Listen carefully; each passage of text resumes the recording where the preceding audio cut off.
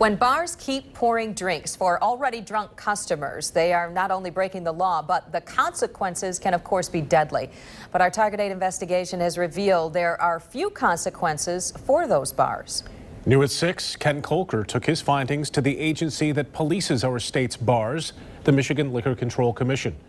They say it shows a need for change. And I think it's reasonable for any person to conclude, certainly a family member of somebody who was lost to this type of abhorrent behavior. It's very reasonable and justifiable for them to conclude that that penalty is ridiculously too low. Just how low? A Target 8 analysis of state records found an average $483 fine for bars and liquor stores that overserve. In the 14 overserving cases linked to deaths, that fine jumped by $63.88. We found much tougher penalties in other states. She was everything. She was a good kid, like I said. You know, it was my daughter. I had two, now one's gone. Timothy O'Brien's 22-year-old daughter, Meredith, was killed by a wrong-way drunk driver in May 2009. That led to a $1,000 fine and a 2-day suspension from Magoo's Bar in Wyoming, which had poured up to 25 shots for Scott Sikkema before that crash. It doesn't take a brain surgeon to figure that out, that fine doesn't mean anything to them. Andrew Deloney is chairman of the Michigan Liquor Control Commission. What do you say to guys like that? What I say is, I wish the penalties were stiffer. But under state law, the maximum fine for overserving is $1,000. Compare that to the top fine for selling booze smuggled into Michigan from other states, $2,500.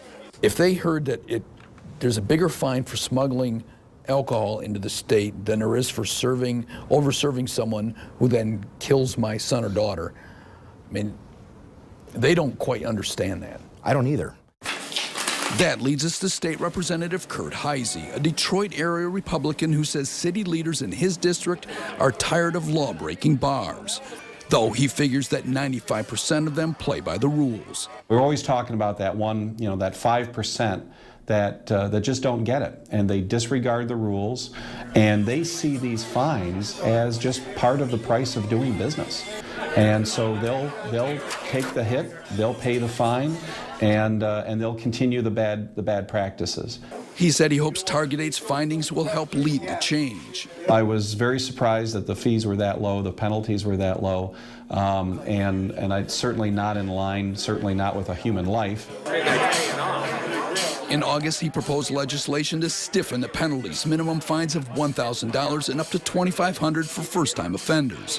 He's also considering a bill that would force bars and liquor stores to pay the legal fees for cities forced to investigate them.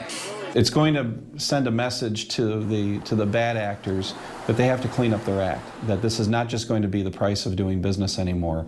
We're serious, and we want serious penalties to fit the offense. The Liquor Control Commission's leader says that he is working with the legislature to stiffen the penalties, but so far the bill to do that is not moving.